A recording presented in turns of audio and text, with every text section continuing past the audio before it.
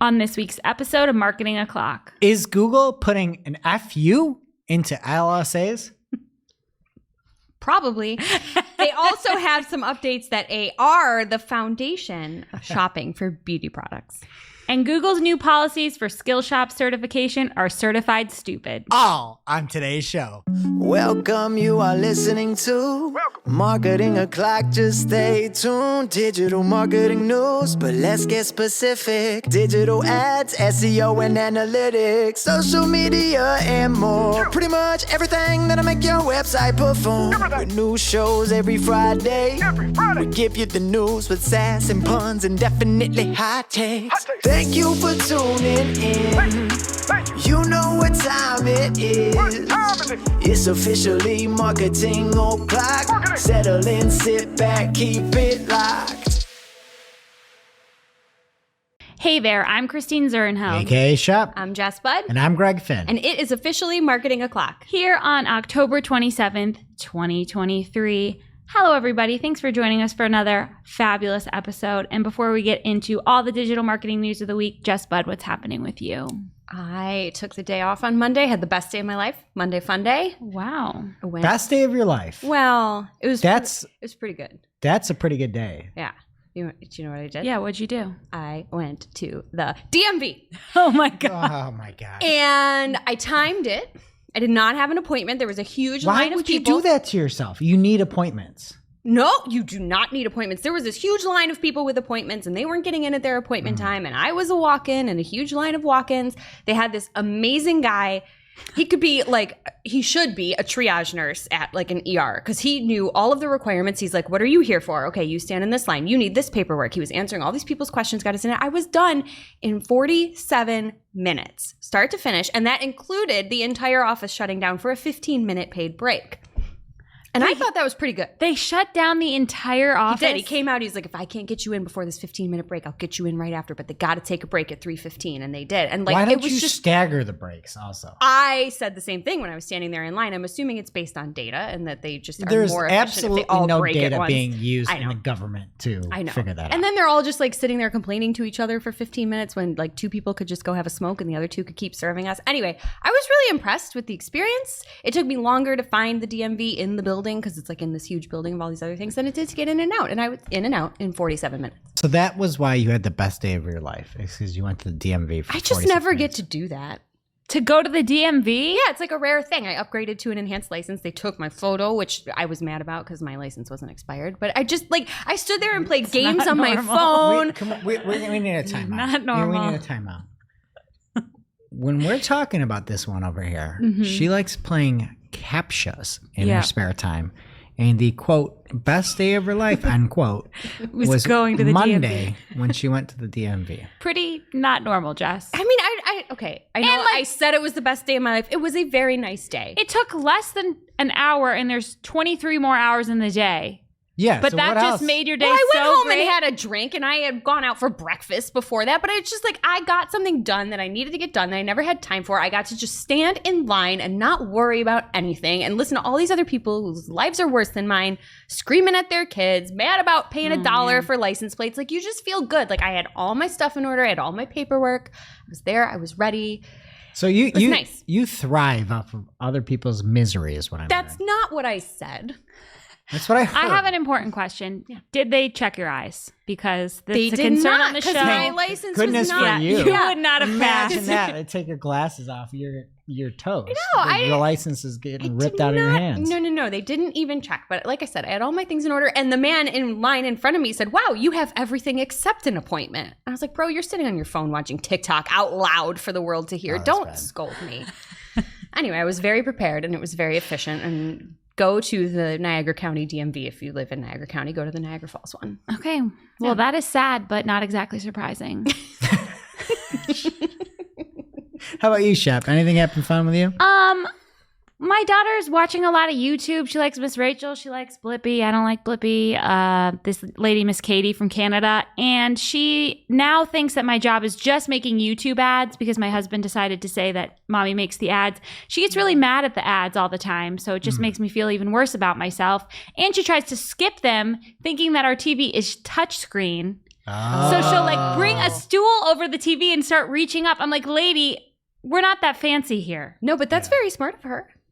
I don't know. That's probably the number one phrase uttered in my household is either mag, skip ads, or Yeah, skip the ads. Like, they get so excited when the skip ads show up. They're like, skip ads, skip ads, skip ads. And I'm like, that's not good for your targeting, bro. And when we were watching football the other day, so cable, not the kind of ads I make, there was an ad for some slap competition. Have you ever seen that? What? Oh, yeah, it's a UFC thing, the slap league. And my little 2-year-old's watching this. I'm like, this is so scary. I can't even watch those. I like physically like disgusted watching these people get knocked unconscious. Yeah. So I told her, these are not the kind of ads mommy makes. No way. My kids currently hate the new, it's on every football game. It's Applebee's ads that plays Crazy Train at the beginning. They hate Crazy Train. Every time it comes on, they go, ah! And scream and just cover their ears. All right. And if you have not ordered your gear yet, you only have a few more days. It is shutting down on Tuesday.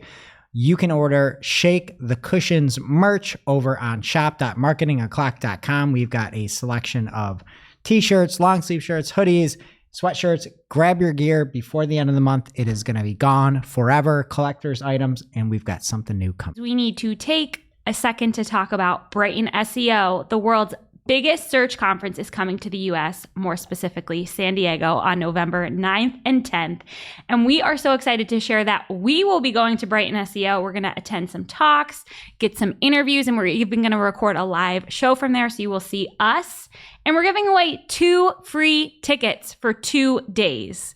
So you can head over to X, follow us at Marketing O'Clock, and we'll have more information about that there. But even if you can't win our free tickets, this is definitely something that you're going to want to attend. It's not just about SEO. Fred Valleys is going to talk about ChatGPT. Krista Seiden is talking about GA4. And there are a lot of PPC talks too. My personal favorite talk name that I have ever seen in my life is on the agenda. It's from Amit Kabra, and it's called Going from PME to PMAX. Ooh, that is good. So inspired. So again, we're going to Brighton SEO. We're excited to see you there November 9th and 10th. You can register at us.brightonseo.com. Again, follow us at Marketing O'Clock on X for more information about those free tickets, and let us know if you're coming because we can't wait to see everyone. First up in the news, there was a banger of a tweet from Anthony HigMAN. HigMAN! And Anthony HigMAN had a screenshot from what was the after submission for an LSA ad. So what occurred, somebody went through, clicked on an LSA, found a lawyer that they were looking for, or this was actually a wealth management client, found a wealth manager they liked, submitted the message to the wealth manager, and what came next was your message was sent to a certain name from a wealth management group, and underneath it was a new screen saying quickly message other, which isn't the right vocabulary. No. And it says reach out to others now to save time later. That just all reads really weird.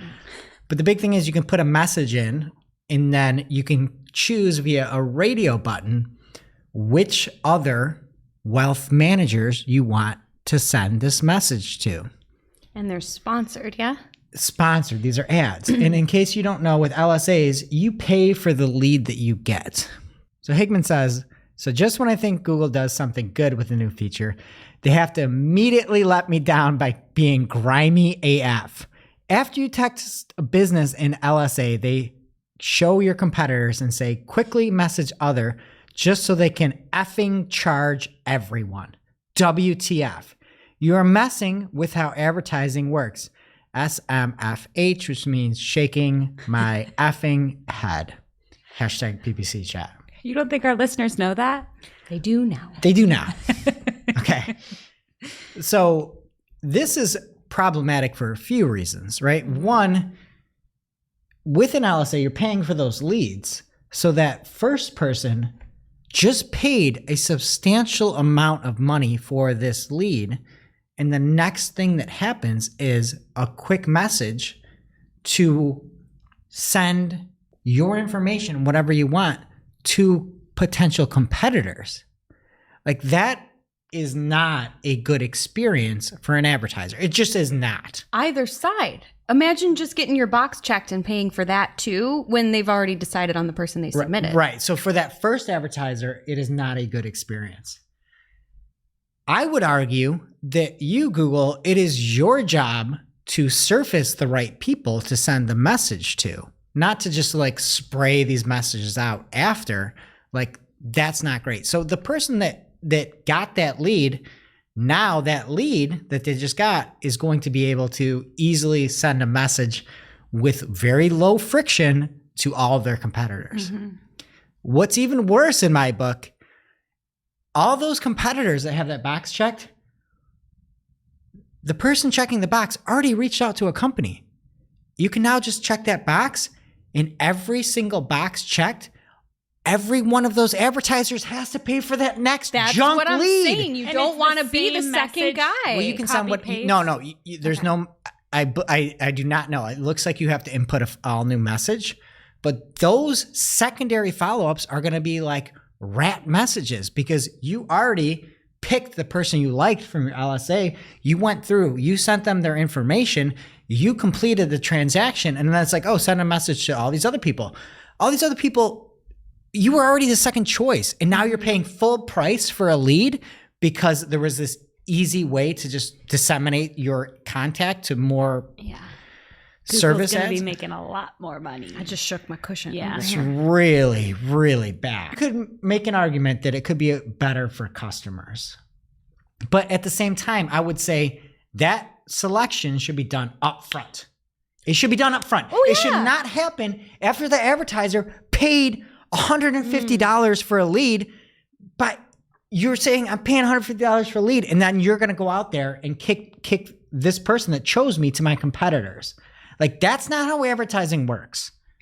That's just not how it works. Anyway, HigMAN says, ready for this? Then any profile that is paying shows up as a suggested message a few others. Then it lets you select all of them by clicking a blue check mark and pre-populates your same text message to the original advertiser. Okay, I was wrong about that. And sends the 3 other advertisers at the same time, all caps, just so they can charge 4 leads from one single user. It's the most ridiculous thing I've ever seen from Google in a while, and that is saying a lot. I didn't know it takes your message to the first person. That's like absolutely no friction. Yeah, that is so easy. And then immediately you turn $150 into $600. Criminal. Out of all the DOJ, like, these are the things that if Congress like could ever understand how things worked, people would be in jail. So then Ginny Marvin, our ads liaison at ads liaison on X, says a giant nothing of a statement. She wrote, we saw consumers contacting multiple providers already, and the intention with this feature is to remove friction for users. Since launch, the rate of consumers who use the feature is roughly the same as the rate at which they contact multiple providers when it's not available. That means nothing. We know that. If there's a word roughly in there, it means nothing. We can't it has to be the same. It has to be percentages. If they say a word like roughly, Google that is, you cannot trust it. It could be anything. And then she goes on to say, the team is monitoring the quality of engagements with providers via this feature and see it's comparable, which means nothing, to the message lead when it's not used. All providers who are opted into messaging are currently eligible to show up in the message a few others list. Why wouldn't you just make it so that at the first touch you could message multiple people at once, if that's what you're trying to do? That would be fine.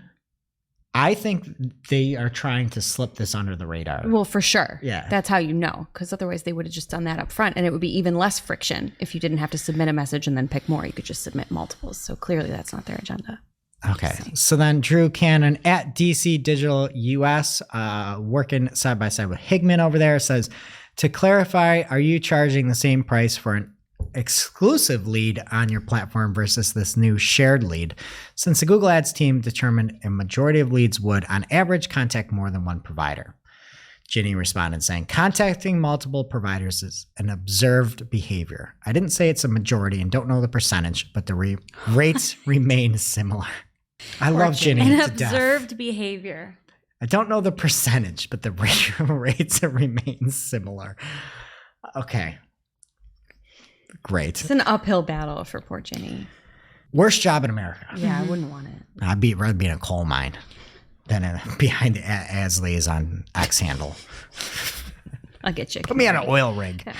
Anyway, she goes on to say, the team's evaluating, but so far there isn't substantial evidence to indicate performance is different from that of regular message leads. HigMAN goes on to say, I hear that, but when a change like this is made easier for the user, but that makes things harder for the advertisers, for advertisers going for the same exact lead, and then has the implication that Google has the ability to make more revenue from change that makes things tough or whatever. And then Drew goes on to say, again, just to clarify, there is no difference between the cost of a lead sent to 4 advertisers versus 1. ... Let that sink in. ... So, what does this mean to you, the advertiser running LSAs? They're going to get a lot worse. You're going to have to bid lower. Now, all of a sudden, you can just get the same message to everybody after you've made that contact. You're going to have to respond lightning quick. Yeah. You're going to spend an incredible amount of money. These cushions are being shaken like they've never been shook before. I feel like it could impact how you follow up with the lead more than anything. Like, you need to be super competitive now and know that other people could be messaging them. Well, the big thing is you got to start diversifying. Yeah. Like, this is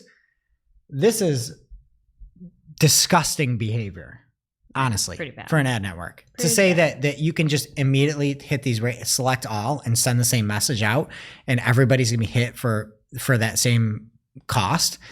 That is,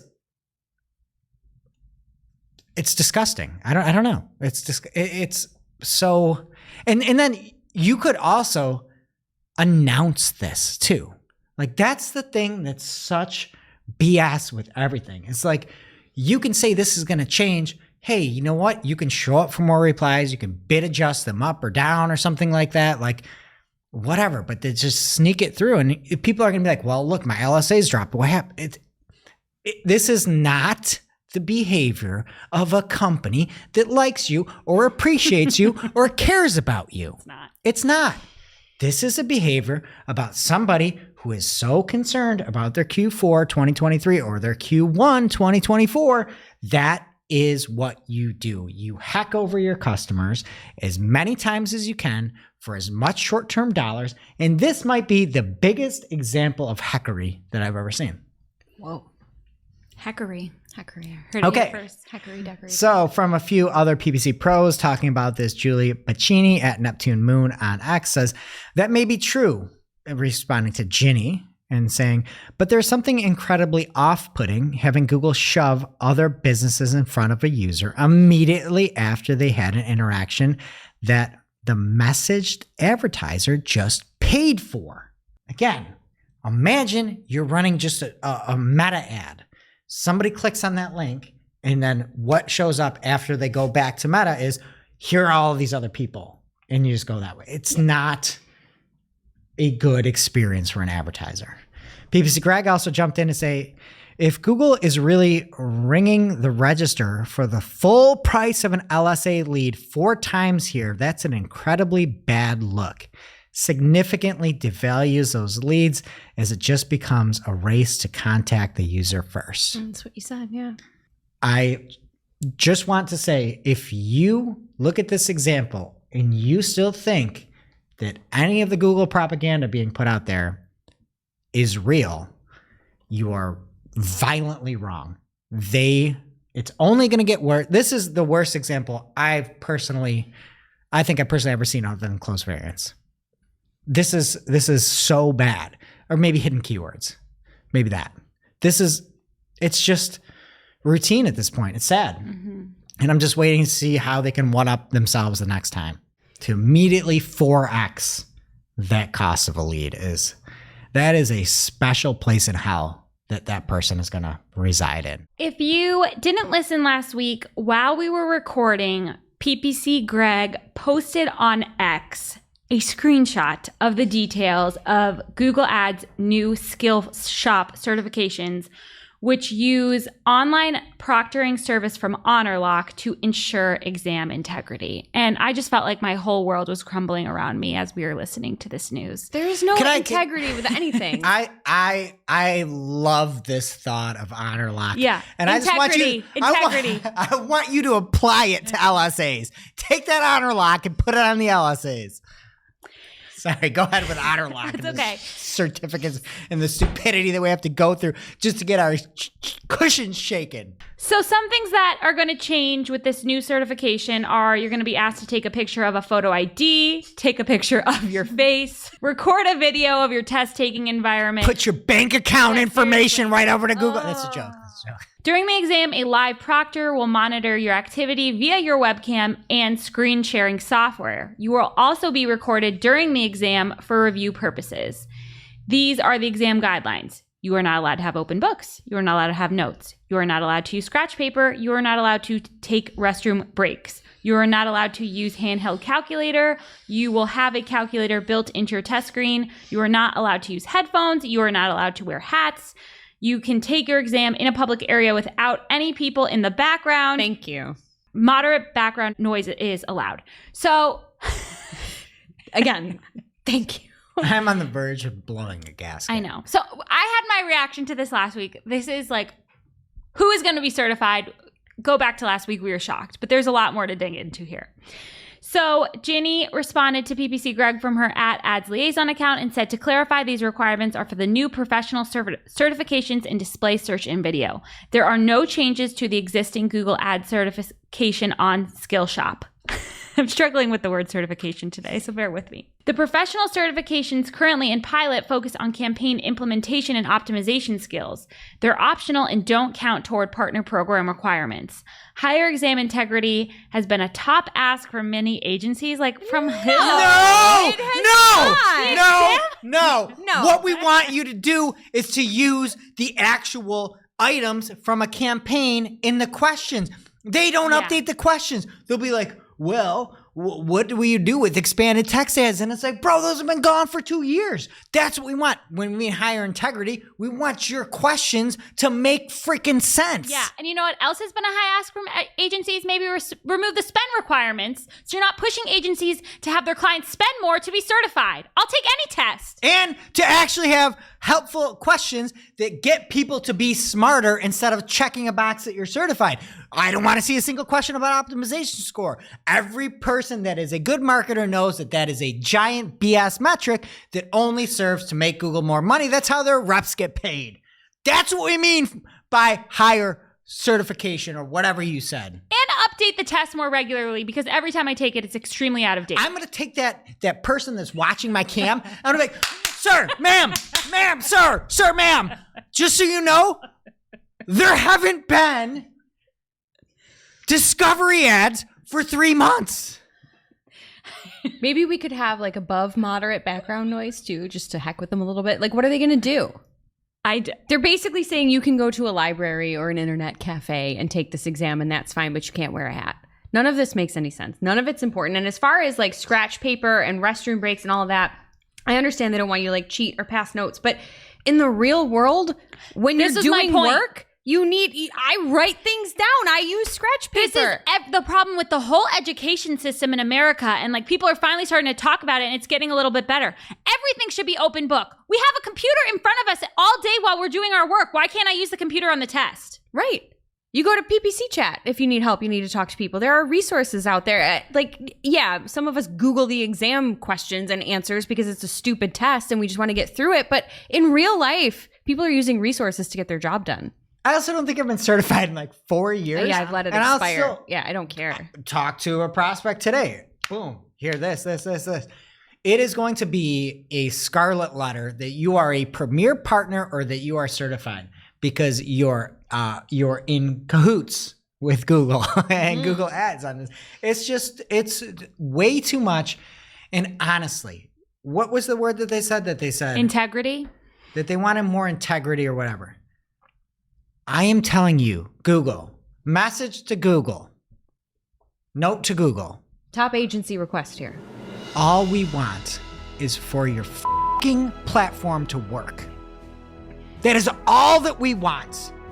load the platform. Stop with the problem. Stop making our life harder. Speed stuff up. We don't want AI. We don't want your certification integrity. We want your platform to work. You should build a platform that works. Promise I wouldn't rant. Okay? Was that a rant? A little bit. It's okay. Yeah. I just nominated you for a Clocksker, so yes. Okay, I'm also just really confused about this whole thing. So the idea, I guess, is that this is different from the old Skillshop certifications, which are more about like conceptual knowledge, which I think of as AKA brainwash. And then these are supposed to be more hands-on, like how to build a campaign.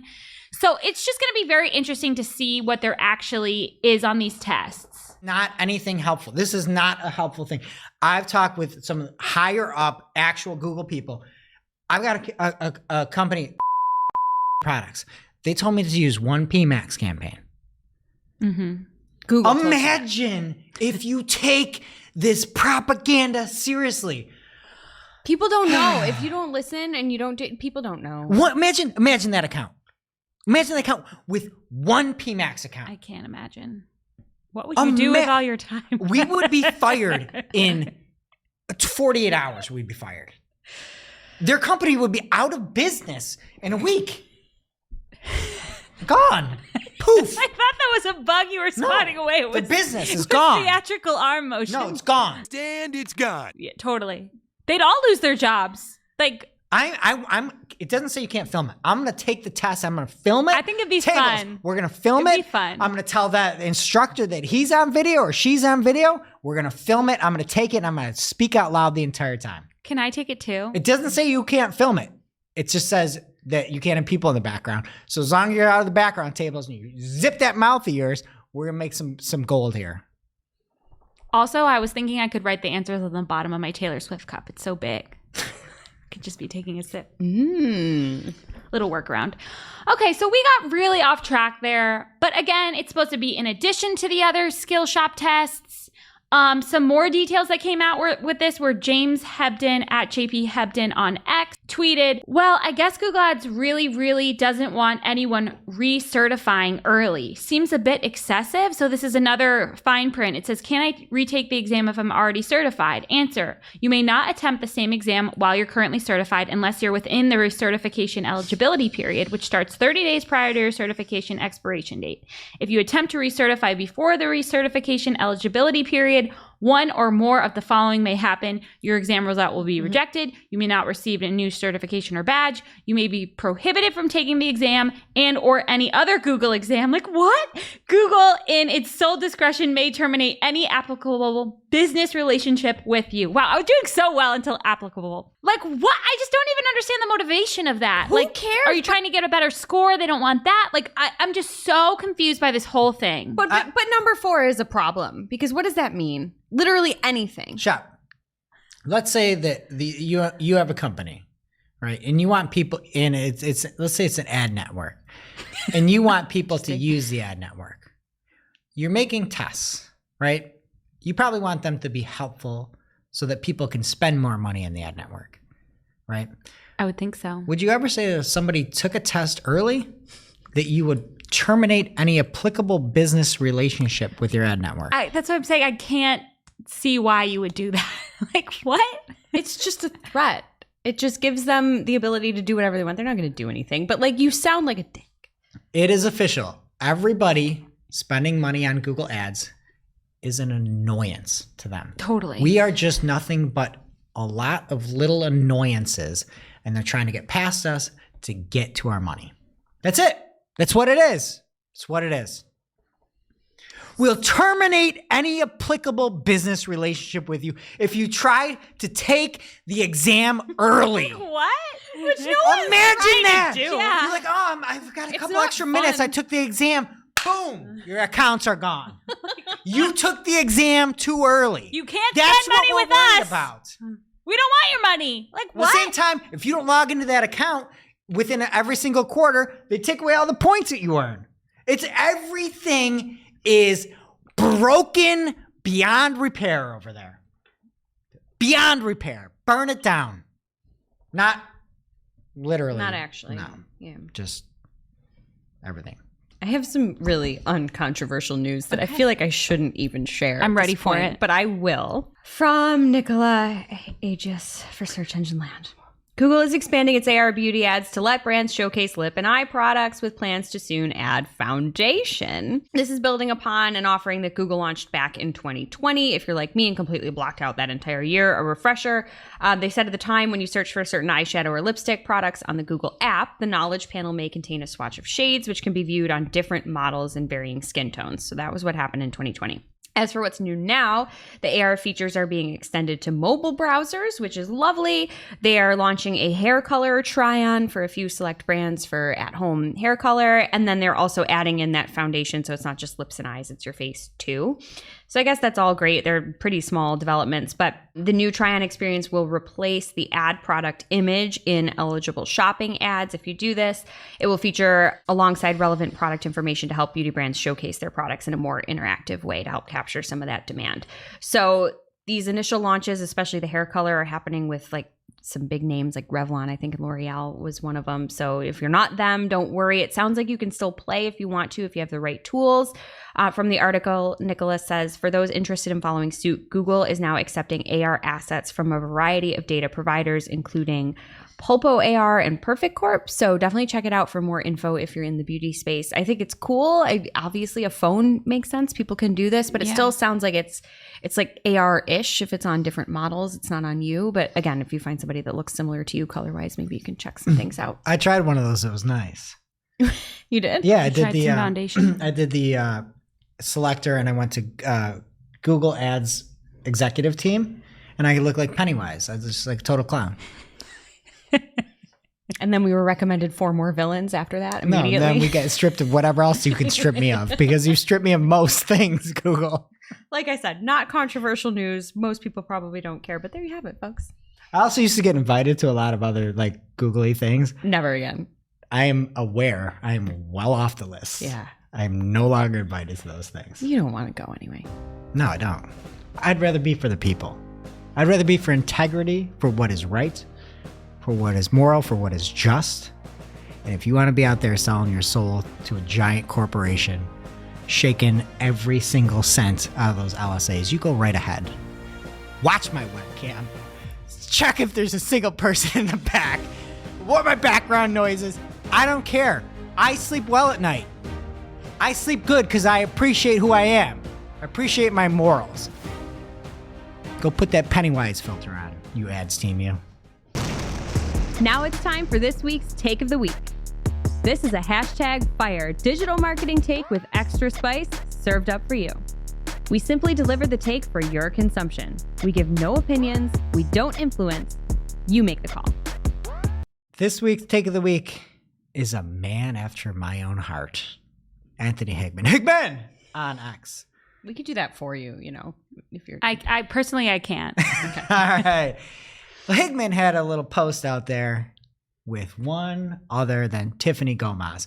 Tabes, can you throw in Tiffany Gomez into here? She's the MFer is not real on a plane. Here we go. Telling you, I'm getting the fuck off, and there's a reason why I'm getting the fuck off, and everyone can either believe it or they cannot believe it. I don't give two f- but I am telling you right now, that mother back there is not real. And you can sit on this plane and you can f- die with them or not. I'm not going to. It's a picture of Tiffany Gomez, and HigMAN has the caption, that M blank effing blank Google Ads limited by budget status is not real. And it's not real. It's not real. And that's what the DOJ should be focusing on, is the fact that they're pushing people into a format where you as in Google, can change bids all the time. Everything that they're talking about in DOJ is about, hey, you do not exceed your max CPC that you put forward. But now you're being gaslit in order to change your bidding type because you are getting that limited by budget status there. So he just knows I love Tiffany Gomez, I think. He did it for you personally? I would venture to say yeah.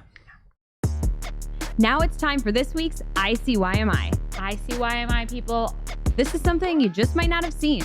Maybe something that you overlooked. but you shouldn't have. ICYMI people, this one is from Mike Ryan on LinkedIn.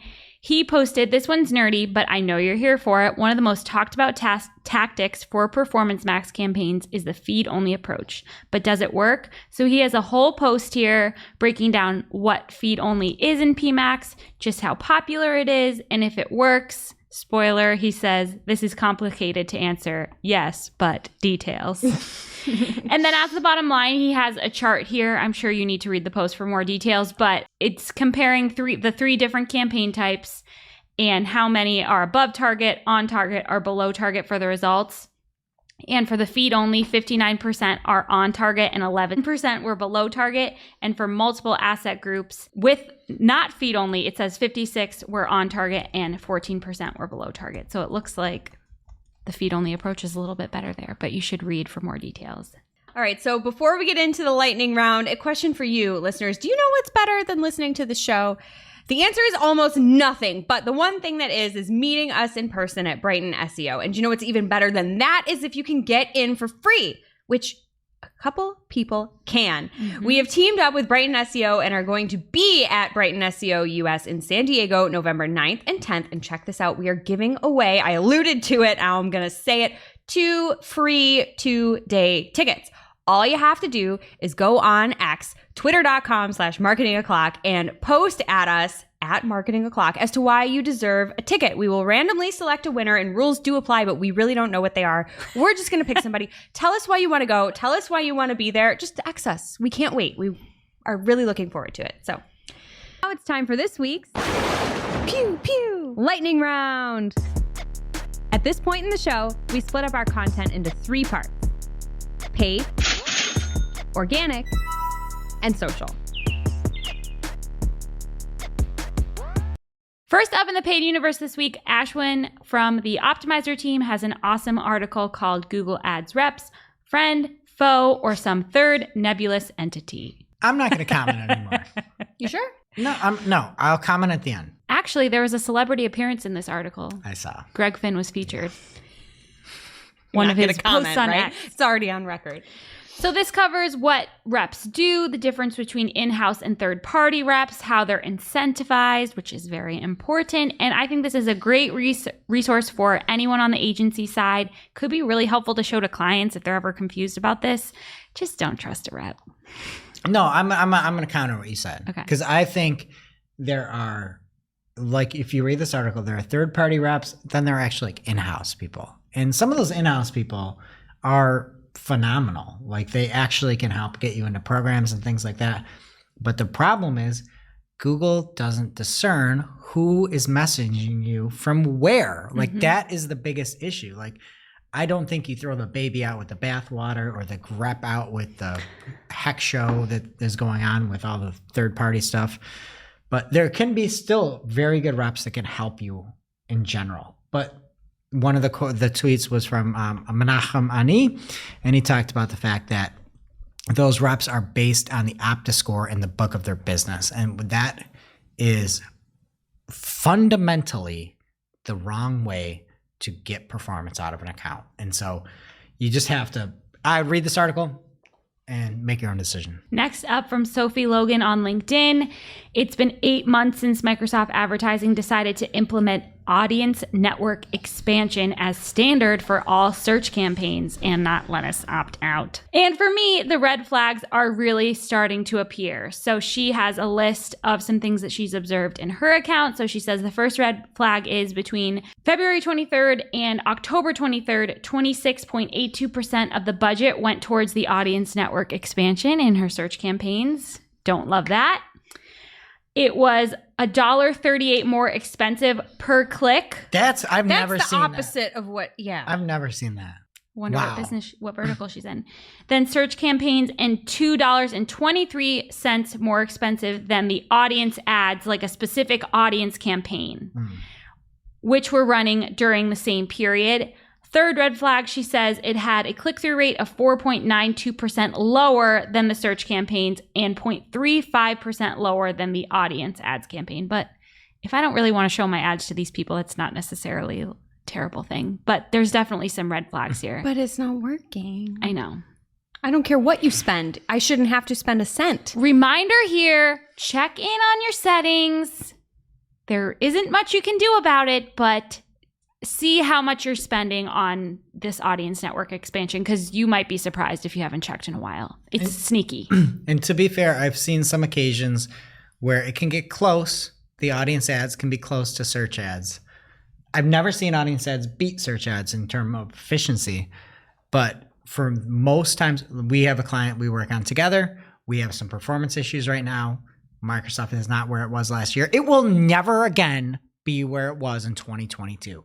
We have so much spend, and you can look at a lead come through for $225 on search, and it is $3,309. I know the number baked into my brain. I'm going to die, and that's going to be on my headstone because of audience ads. Next up, Nicole Aguas for Search Engine Land has an article about how Google is testing ads between organic results, ? Because this is kind of an unconfirmed thing. But sponsored posts have been spotted where the third and fifth organic positions usually run in Google search results pages. So nobody's sure if this is like maybe some kind of bug, but they're probably just trying to get more money out of people. Linda Infante at Linda Infante M on X posted, I just found an ad in the middle of the SERPs. So going down the page, she says, first spot was Google Shopping, second was ad, third was ad, 4 was organic result, 5 was people also asked, 6 organic, 7 organic, 8 organic, 9 was another ad, and asked Rusty Brick if this was new. So definitely something to keep an eye out for. There could be ads popping up in new places. From Boris Paseric on LinkedIn, he was posting about close variants in Google Ads. And I know a lot of us whine about them, but he has an example in one of his accounts where they're performing pretty well compared to the rest of his search terms. The cost per conversion is on par. So he says, always be diligent, always look at search queries, never speak in absolutes. Next up from Anthony HigMAN. HigMAN!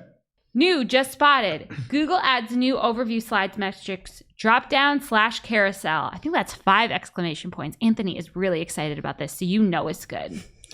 He says, this is actually super cool. Lets you select all the metrics and then click through on the right to see other things in the overview slide. Really like this update. Can still only have 4 highlighted, but I like it. So instead of in each individual box having the drop down to change it, there's like a box on the right where you can select different metrics and swap them in. I think I'd have to use it to really know if I'd like it. The amount of slammers here. There's only one sentence where there's just one, and I'm kind of mad that he didn't put at least 2. We need more HigMAN. I know. We need more energy. We need more excitement in our lives. And it's nice that he likes something for once. We need more DMVs. Yes! More DMVs. Departments of Motor Vehicles. I don't know if I agree with that. Actually, maybe there'd be a shorter line if there were more. So. Yeah, but you need more of that one guy that was amazing. I wish I knew his name. I told him that he was good at his job when I left. Yelp says they've improved search results, photo classification, and wait time accuracy with the use of neural networks. Advertisers can leverage these new capabilities to maximize the cost effectiveness and performance of their campaigns. Next up, Slate has an article about the Google versus DOJ drama, particularly about how in this article they're blaming the judge. That judge should be blamed. Yeah. That judge will live his life rotting in hell. And how the article is just about how we don't know anything about what's happening. Google claims, quote, once commercially sensitive information is disclosed in open court, the resulting harm to the party's competitive standing cannot be undone. Like, probably because we're all going to find out all the shady stuff we're doing and try to diversify and use different ad platforms because we hate you. Yeah. Which we were kind of leaning towards anyway. Let's be real. Yeah, you're right. It can't be undone. The stuff I have heard can't be undone. And now this is just making me scared about what else is out there. Shep, just don't wear a hat to your exam. This, though, is a giant failure for the justice system here in the U.S. This has the ability to be the biggest case maybe from an antitrust corporation in the last 100 years, and there is nothing coming out. I don't hear anything about it outside of work. Like, no, I listen to NPR for 10 minutes in the morning. There's and also, nothing. like, hey, if you work at the DOJ, you can contact me. I'll tell you like what to go after. It's not that people spend more than their max CPC. HigMAN gets gaslighted for having max CPCs. Like, there should be way more visibility into this. This is something all of our tax dollars go to, and we can't even figure out what's happening. And all those tax dollars are funding the whole thing. It's really... Yeah. Hey, you sent an email out internally? Good. I don't care. I don't care if it cannot be undone. You sent that email. You made those changes. Those changes can't be undone. Those dollars that fell out or coins from the cushion shaking, that can't be undone either. And that isn't a giant antitrust corporation. That is a mom and pop or a local LSA trying to get a wealth management customer, and you are out there shaking the cushions. That can't be undone either. Nothing can be undone. Okay, Greg, we really have the show to finish, but I have another quote here that's going to make you mad. Please don't. From Kushida Vasant on X in US v. Google, US Judge Amit Mehta just told DOJ states and Google he's not entertaining and, quote, neither should parties entertain press requests for all exhibits to be produced now in week 7 of trial. Quote, it would be unduly burdensome for parties to go back and produce everything. Why couldn't they just be doing it all along? It's been produced. It was presented. It's already produced. Yeah. This is the dumbest statement. Amit Mehta should be fired. I don't think you can fire these people. I think they're in for life, right? Isn't that how judging works? Supreme Court, yeah. Is this the Supreme Court? I don't know anything about the justice system. It is all so flawed. And this person, I that there's money flowing back Google some way or guarantees. another. You think the cushions are lining the pockets? Everything is so corrupt in the U.S. I mean, it's less corrupt than other places, but to say that you can't produce things for 6 weeks that were already produced, in court, they were presented. or to just say the video was there, I'm going to give you the video, you don't have to give the documents. It's absolute BS. I shall not entertain that. There's something they're not telling us. Next up from Chris Chambers on LinkedIn, you can now upload videos directly in the Google Ads UI to a ad storage channel that stores your videos and allows you to add them to video campaigns. So this should eliminate the need for back and forth with clients about channel permissions or making them upload the video themselves. This seems like a huge win for advertisers. Some amazing. Amazing. This is what we want. 15 exclamation marks. Way to go. Slammer, slammer, slammer, slammer. I love it. Sad update from our resident lawyer advertising expert, Joe, at the Joe Schmo. I know that energy is about to go away. Yep. $153 down the toilet. Keyword, criminal lawyers matched to William Bain lawyer. A lawyer in Canada. I target Virginia. Will dispute. He always has such sad lawyer updates for us. William Bain of my existence. Am I right?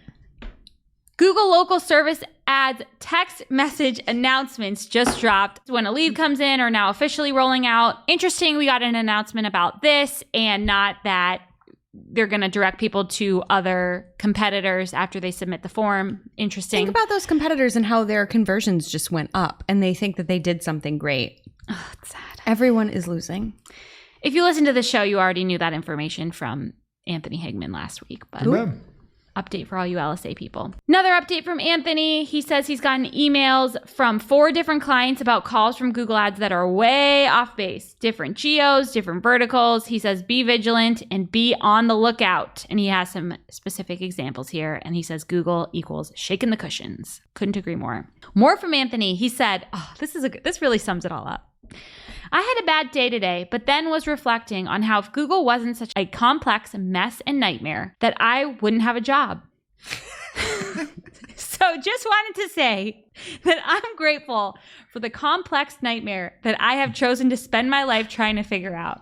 So thanks, Google. Keep changing everything all the time. Love and hate you. That is Stockholm Syndrome. I kind of agree. I agree. I was thinking about getting a tattoo of this. Anthony, I'm worried about you. Post. I'm happy for him. Like he was on a bender that day, and then he turned it and be like, I had a bad day, but if Google made things somewhat usable, I wouldn't have a job. And I was like, you know what? That's what we need. The lemonade out of the lemon. I guess, but they could not like lie. That's like saying I wouldn't be alive if this person that kidnapped me decided to kill me. At least he kept me alive. What? It makes me think of Josh Duggar's wife. He's like the worst of the Duggars, you guys. This is a deep cut. Yeah. He's the worst of the Duggars. Like he's been shamed. He's in jail now. Yeah, He's the worst of the worst. All this stuff is going on with Josh Duggar, and they uncovered a clip from years ago of his wife like talking about their marriage, and she's like, sometimes I'll be annoyed because my husband doesn't like take out the garbage. And I just think to myself, at least I have a husband. At least Anthony has a job. Yeah, he's got Google Ads. At least there's garbage to take out. I don't know. I just feel like I said, Stockholm Syndrome. Yeah. Do not praise Google or thank them. You could find get another that to a vocation. degree. Microsoft is Yeah. still here. Yeah. No, we all need to be more positive in life. Yeah, you're Google Optimist of the Year. Whatever. I don't think. Yeah, I'm the most pro Google marketer of the year 2022. Yeah. Odds are I'm going to win again. In organic news, Google has confirmed the October 2023 core update. The third core update this year has completed rolling out. It started Rejoice. October 5th and it ended on October 19th. So mark your calendars. Additionally, at the same time, roughly the same time, one day earlier, the Google October 2023 spam update finished rolling out. That was started on October 4th and again ended on October 20th here. So mark your calendars. And what's that sound? It's time for Barry's Charts with Greg. This is the first time ever where we've got one chart, two algo updates edition of Barry's Charts with Greg. I am officially excited for this. We've got some banger charts here. We've got These are boring ass charts. no. Take it back. I won't. Take it back. I have some commentary on one of these charts. Okay. The third place chart was from SEO Clarity. And in the middle of the chart, they hid something that you can see if you're on YouTube right now. That is a half pipe. There's a half pipe hidden in the middle of the board for SEO Clarity. That's a half pipe, and I appreciate it. Thank you, SEO Clarity. Number 2, second place this week was SERP Woo. Whoop. The SERP Woo chart. And this probably should have won. Probably should have For won. what? Yeah, I'll tell you. I'll tell you why. Okay, Listen, you go this first. is my segment. They stopped updating the chart. They Yeah. stopped updating the chart. The last date that I can see is the 14th. I don't see the 19th. I don't see the 20th. I just appreciate that there's no information in the chart. They just gave up. Well, I Do they think get this second place for not giving a shit? I just appreciate it. It made me laugh. It made me smile. These charts are about what makes me happy. Oh, I didn't know that was the criteria. Yes. Okay. I think it looks like Anthony HigMAN slammers personally. HigMAN.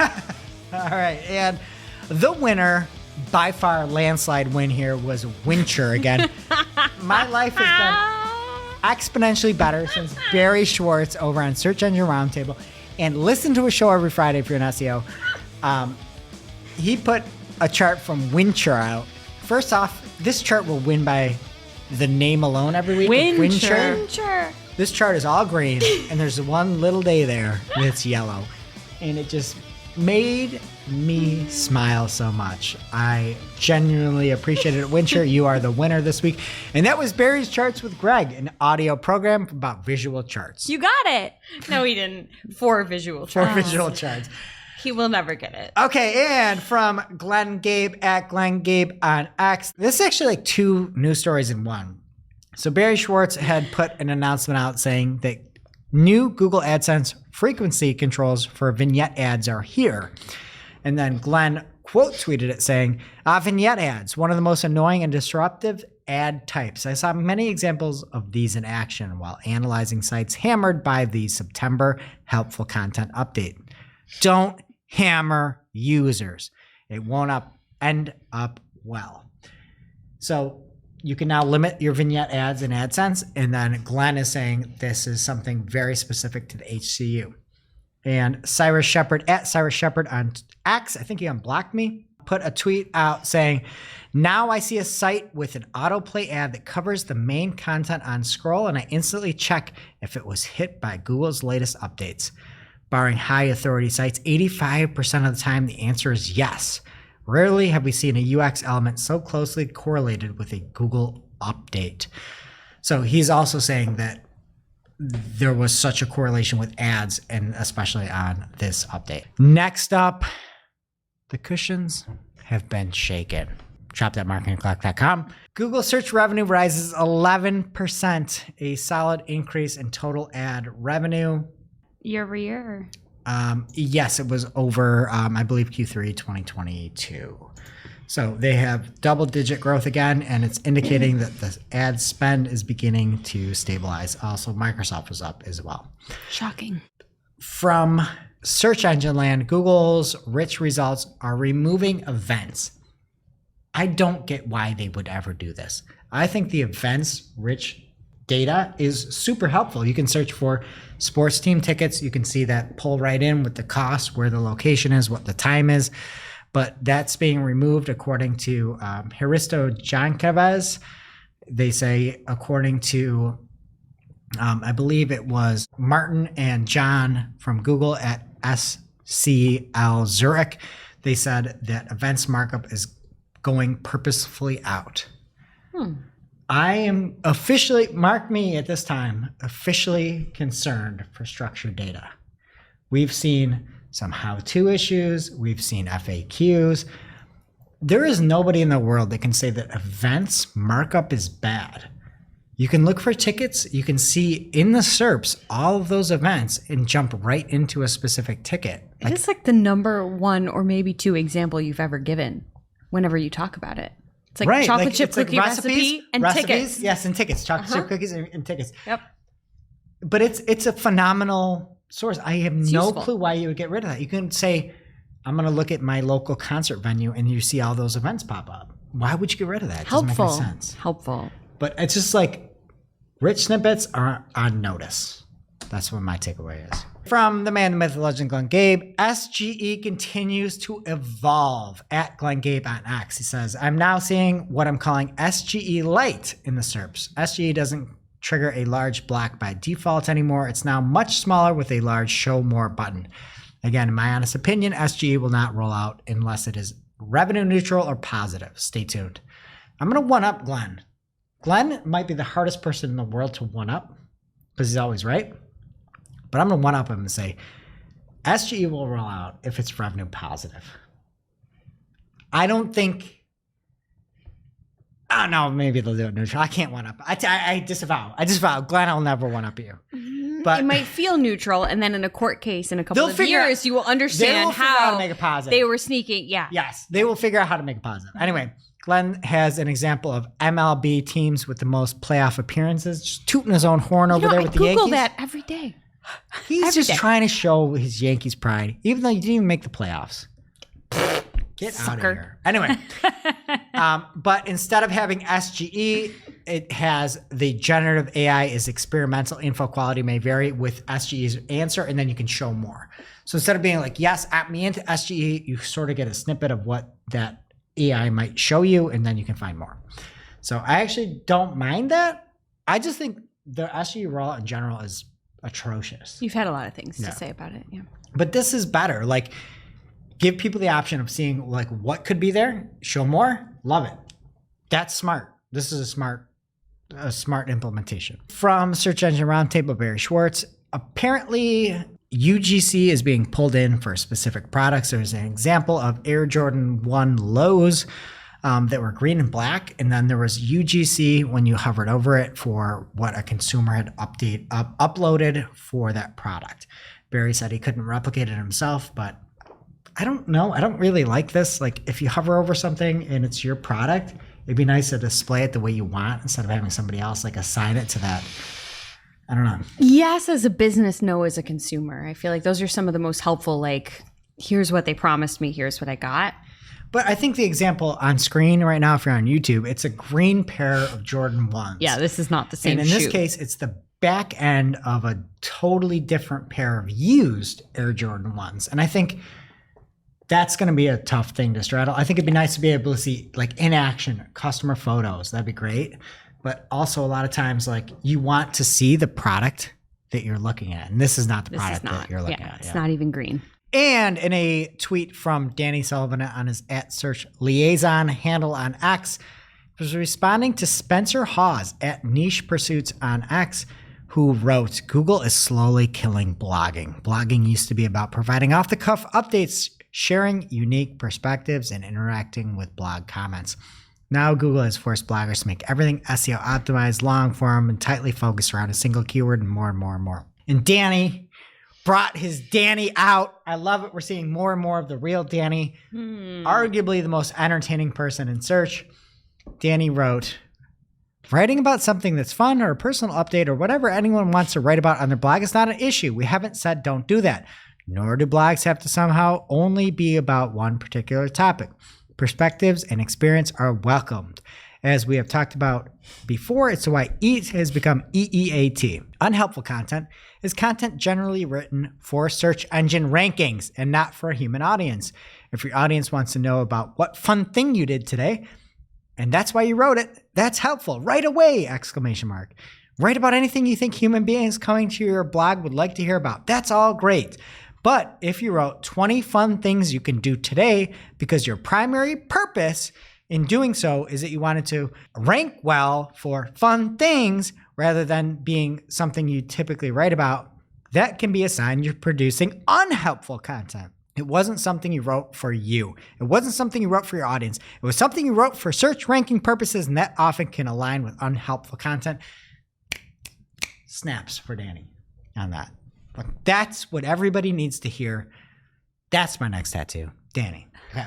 You don't have one. You're going to get like a full sleeve at this point. Yeah, it's just be all tweet posts. Posts. Okay. From the man, the myth, the legend, Glenn Gabe says, so I've been sharing about Google News Showcase showing up in my Discover feed here in the US recently, and now I'm seeing the full menu in Google News where I can view each participating publisher, follow them, etc. Try it out here. news.google.com/showcase. And it's pretty cool. It kind of looks like a bunch of little Discovers to me. I dig it, and it's coming into Discover. So make sure you have your publisher, Access Publisher Central, whatever it's called, that you set up if you're a news organization on Google. Publisher Center? Publisher Center. All right, and that's it in organic. What's happening in social, Bob? Not much, but I'll cover it. First up from social media today, this is your warning. Whatever you're posting on Threads, your grandparents, your uncles, that aunt you never spoke to but are connected to on Facebook and still likes all your posts for some reason could potentially see your witty quips and updates. End quote. Why? Because Meta is trying to push Threads, obviously, and they are using Facebook and the Instagram to do so. Users have spotted For You on Threads, as well as Threads for You. We'll call them feeds within feeds. They're recommending Threads posts in the main feeds on each app with like a side scroll, like card experience. It definitely makes you stop and look. So if you're posting something on Threads, it may show up on any other Meta property, essentially. Can I say posting on Threads? Some people are. There are people, I've seen people on Threads show up on Instagram. You've seen it? Yes. Have you engaged with it? No, I try to get out of it as much as I can. I am probably a certified dumb person. I would imagine. That. This is beneath me. If you can't make Threads work and you're putting text posts on Instagram and text posts on Facebook, and you have to use all these other networks, your network is broken. Yeah. Especially Facebook. Threads is technically like an Instagram I've product. seen it on Facebook. So that's the thing. But Facebook is where the comments in the article were like, not comments, but the commentary in the article was that your Facebook audience tends to be like friends, family, like grandmas, people you wouldn't normally tweet at, for example, or post at. And they're going to see your Threads posts. It's a whole thing. Nobody's going to use Threads anymore. I mean, nobody's does. Using Threads. But, all right, next story. This anyway. is stupid. I can't believe that you wouldn't try to work on that one product. And you're like, this is a product that's dying, aka Facebook, and Threads is supposed to be the thing that's like living, and instead you're trying to revive Threads via Facebook. It's doomed. No, it's you doomed. think my mom wants to read a thread? She doesn't. And they can't amplify anything that is remotely real. It's all doomed. Doomed. Real? Pun intended? Anyway. We will stick with the Meta family here. Some more updates. Instagram is testing the ability to add polls in the comments for feed posts and clips. It could be a great way to engage with your followers, get feedback, etc. It's just a small test for now, but the plans are to roll this out to all users. So I guess that's cool. Another test from Instagram, a nearby feed in stories, which would highlight public content from users and businesses in your vicinity. I like that. Brick and mortar businesses, especially if you're traveling, it's a good way to get out there. I'm okay with that. They're also testing a dedicated feed from Meta verified accounts that will include posts from paying Meta verified profiles as well as legacy verified accounts. Again, just a test, but I guess that's fine. You can filter. if you want. Switching gears, move over YouTube.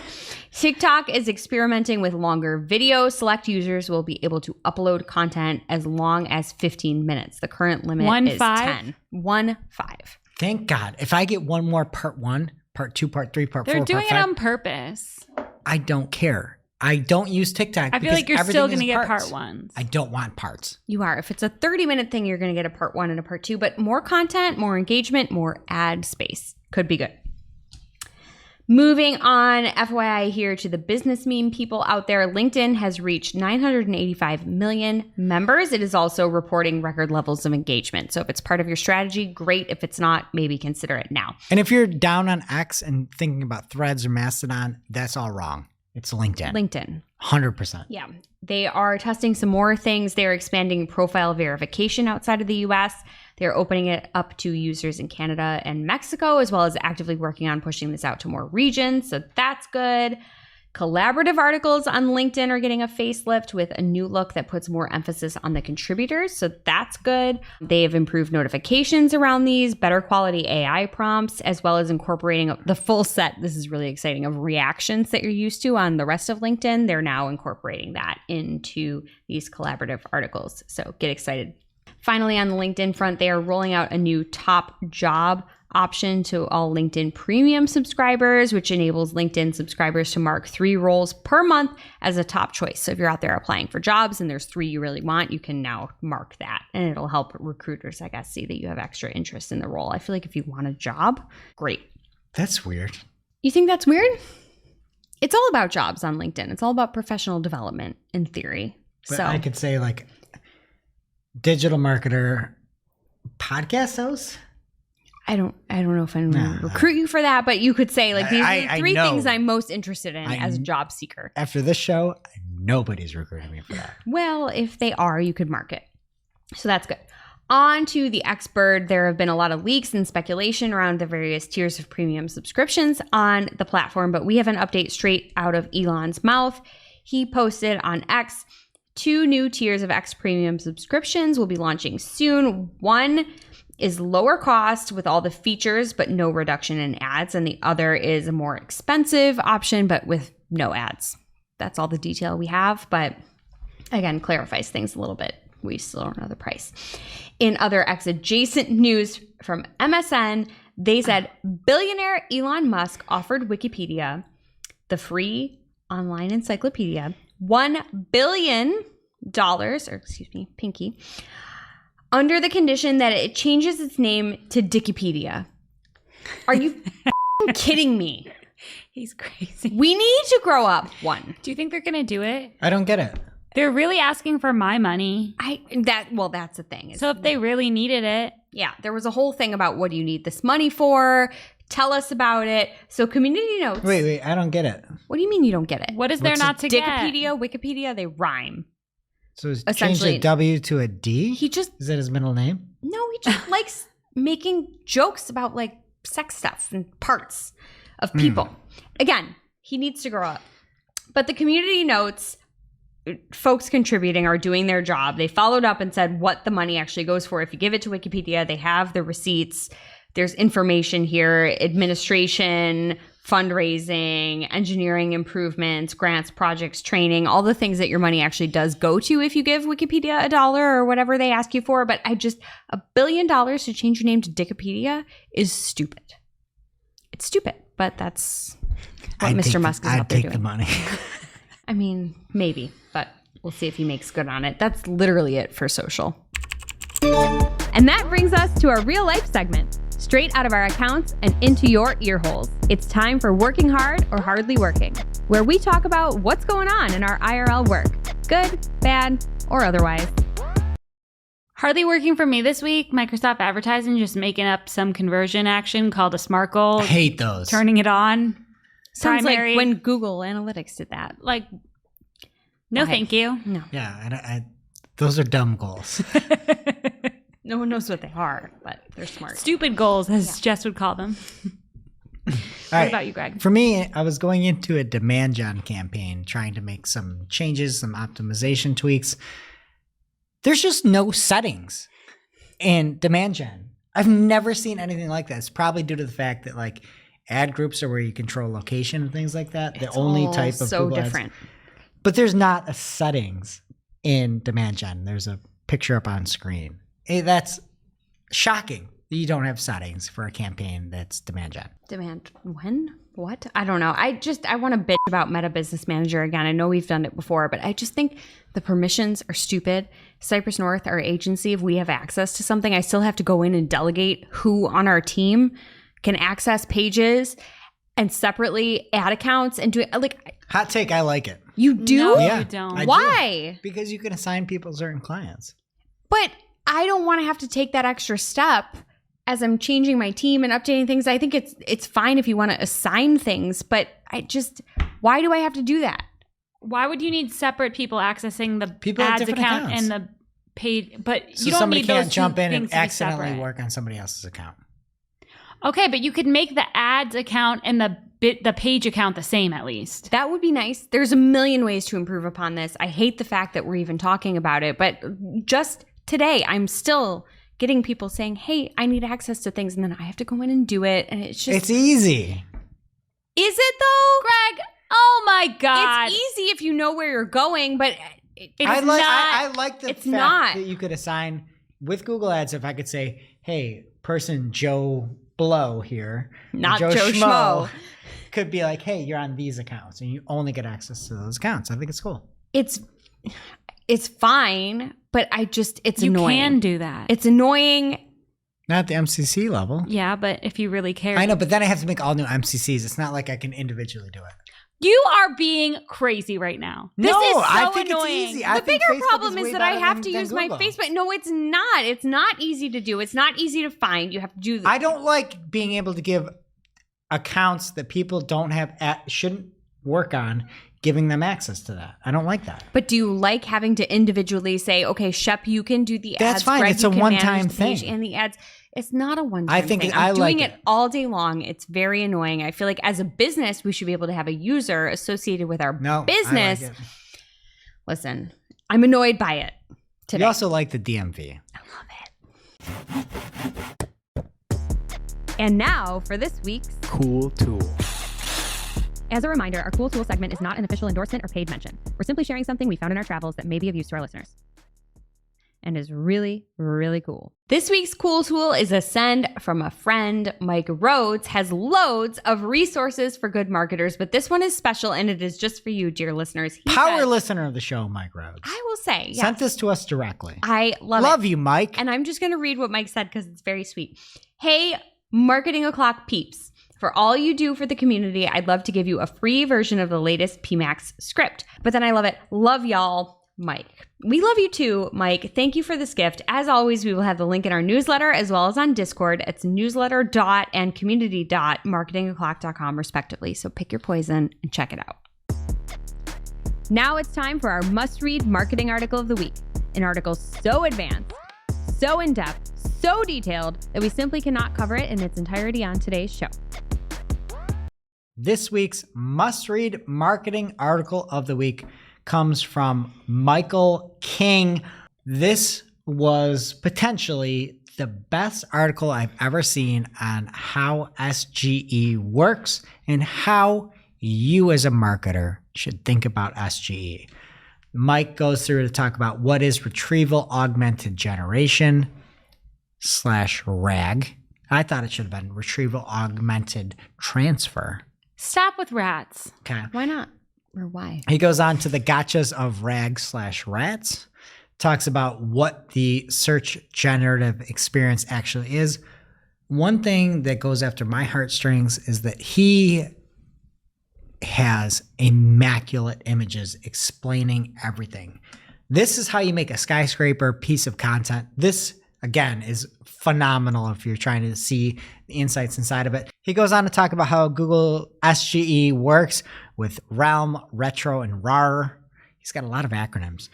And then the threat of SGE, how the model will change, how rank tracking will become more complex, context windows should yield more personalized results, what the current state of SGE is, and how you can calculate your SGE threat level.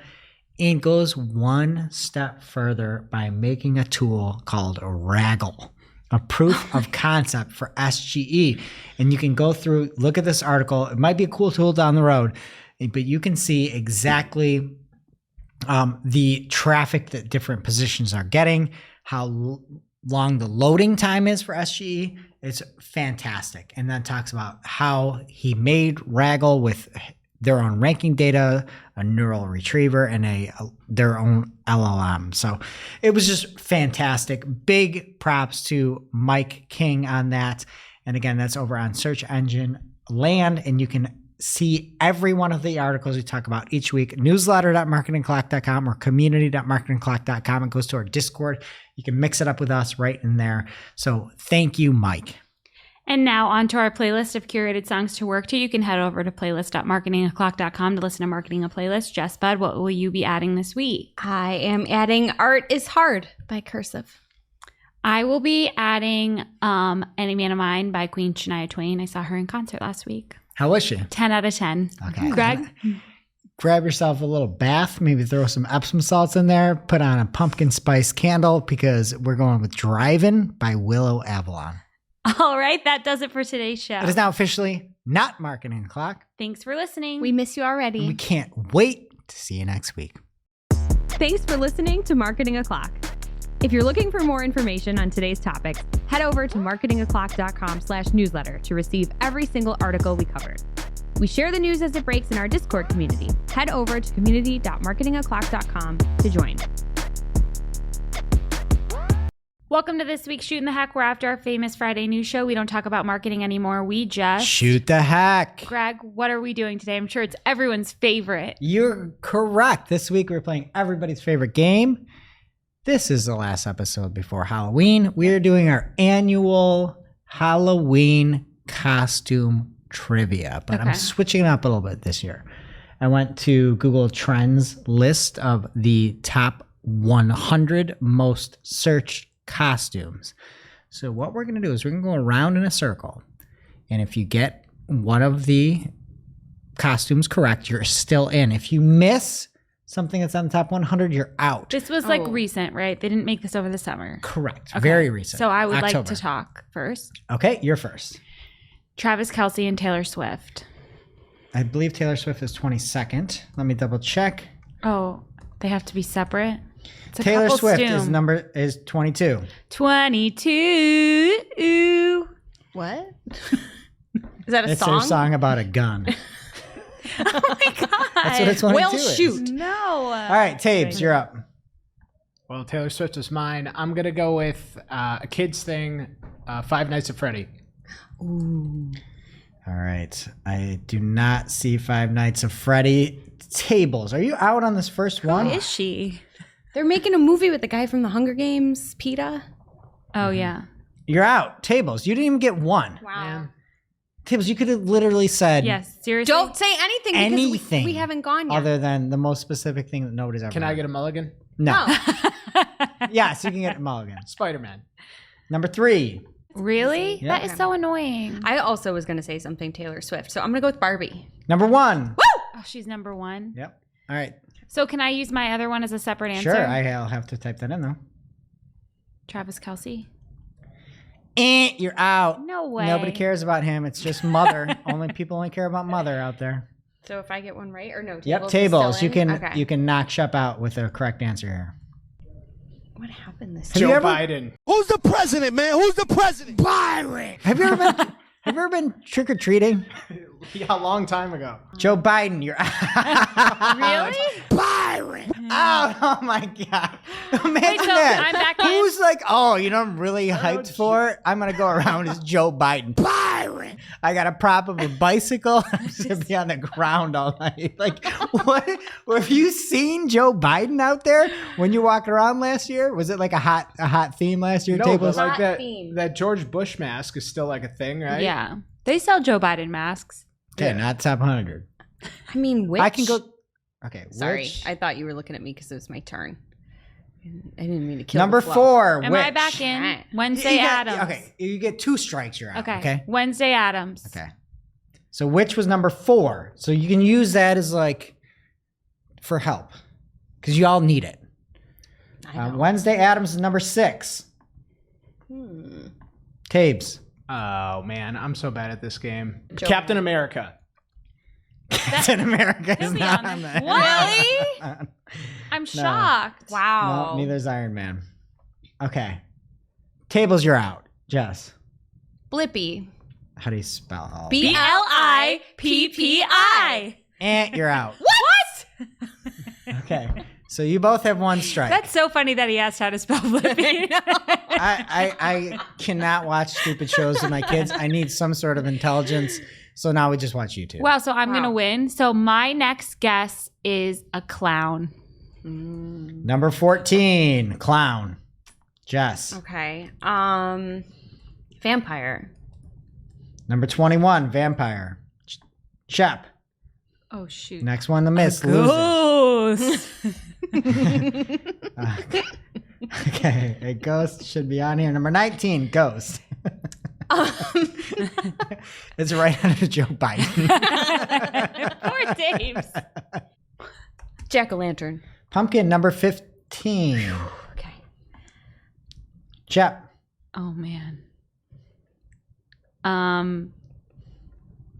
Cabbage Patch Kid. What?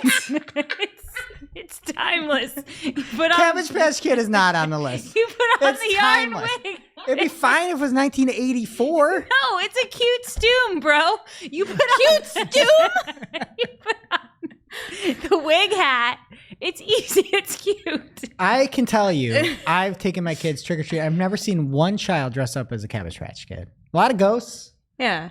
Ghosts. A lot of Spider-Man. Yeah. No Cabbage Patch. Okay, what about Batman? Oh, you just ruined it because now Jess is I'm going to go with Batman. I love Batman. Number 16, Jess wins it.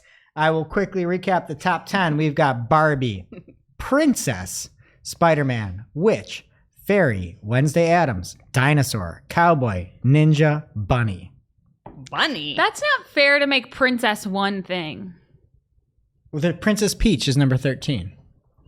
Yep, so nobody just goes as a general princess. Are you Yeah, I think Princess people Diana or are you Moana? Well, I think that was a terrible game.